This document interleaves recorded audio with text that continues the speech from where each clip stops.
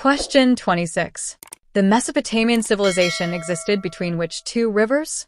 Answer: Tigris and Euphrates. Explanation: these rivers provided the water necessary for large-scale agriculture in an arid region. Their fertile floodplains were the cradle of the civilization. Question 27. Which river was the lifeline of the Egyptian civilization?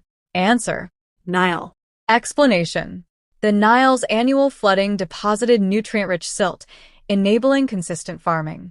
Without it, the civilization could not have thrived in the desert. Question 28. Which river is central to the Indus Valley civilization? Answer: Indus. Explanation: the Indus River provided both a water source for irrigation and a route for trade. It allowed for the development of large, stable cities. Question 29. What is the Latin root for the word civilization? Answer: civitas. Explanation: the root civitas means city in Latin. It reflects the concept that civilizations are built around organized urban communities. Question 30. The Mesopotamian civilization is the cradle of which other civilizations? Answer: Sumerian, Assyrian, and Babylonian.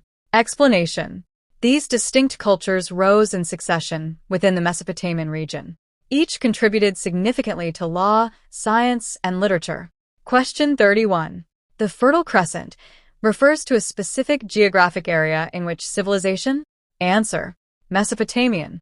Explanation: it is a crescent-shaped region known for its rich soil and early agriculture.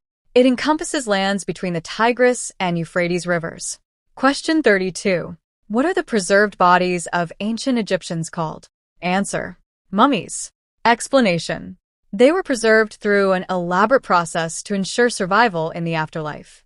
This practice reflects their deep cultural and religious beliefs. Question 33. What were the two primary crops grown in the Egyptian civilization? Answer: wheat and barley. Explanation: these grains were the foundation of the Egyptian diet and economic system. They were grown extensively using the water provided by the Nile.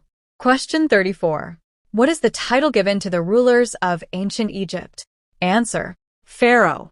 Explanation: the pharaoh was viewed as both a political leader and a divine figure. They held ultimate power over the governance and religious life of Egypt. Question 35. What is the term for the ancient Mesopotamian writing style? Answer: cuneiform. Explanation: it is one of the earliest known forms of writing, created by pressing a stylus into clay. It was used primarily for accounting and legal records. Question 36. Which cities are identified as major urban centers of the Indus Valley civilization? Answer: Harappa and Mohenjo-daro. Explanation: these sites represent the zenith of Indus urban planning. They shared common architectural features and sophisticated drainage systems. Question 37. What is the upper house of the Pakistani parliament called? Answer: Senate. Explanation: the Senate is designed to protect provincial interests at the federal level. It serves as a check and balance to the National Assembly. Question 38. What is the lower house of the Pakistani parliament called? Answer: National Assembly. Explanation: it is the primary legislative body where national laws are drafted and debated. Members represent specific public constituencies. Question 39. Who presides over the Senate sessions? Answer: Chairman. Explanation: the chairman manages the legislative agenda and ensures orderly proceedings. They are elected from among the members of the Senate. Question 40. Who is the head of the provincial government? Answer: Chief Minister. Explanation: the Chief Minister leads the provincial cabinet and implements provincial policy. They are accountable to the provincial assembly. Question 41. Under the 1973 Constitution, power is divided between the center and which other entities? Answer: provinces. Explanation: this division prevents the concentration of absolute power in one entity. It acknowledges the need for regional autonomy in a diverse country. Question 42. What are the three organs of the federal government? Answer: legislature, executive, and judiciary. Explanation: these three branches function independently to maintain a system of checks and balances. They ensure the rule of law and stable governance. Question 43. Which organ of the government is responsible for providing justice? Answer: Judiciary. Explanation: the judiciary interprets the law and settles disputes fairly. It acts as the final arbiter in legal and constitutional matters. Question 44.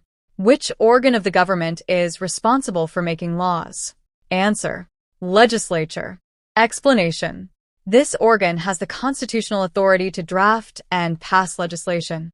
It reflects the will of the public through elected representatives. Question 45. Which organ of the government is responsible for running the administration? Answer: executive. Explanation: the executive implements laws and manages the daily affairs of the state. It includes the ministers and the government bureaucracy. Question 46.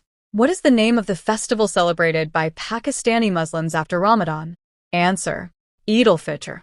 Explanation: it marks the end of a month of fasting and is a time of communal celebration.